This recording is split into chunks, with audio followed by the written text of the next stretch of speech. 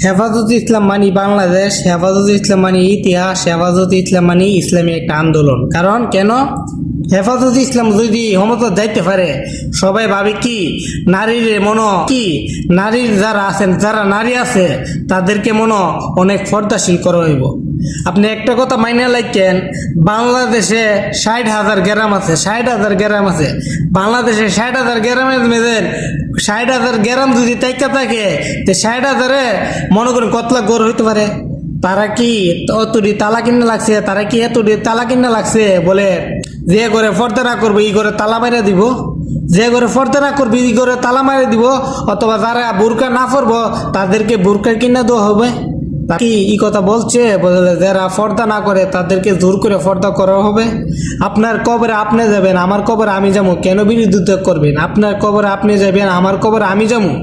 আপনি যদি না মানেন আপনার ব্যক্তিগত ব্যাপার, যদি না মানেন আপনার ব্যক্তিগত ব্যাপার।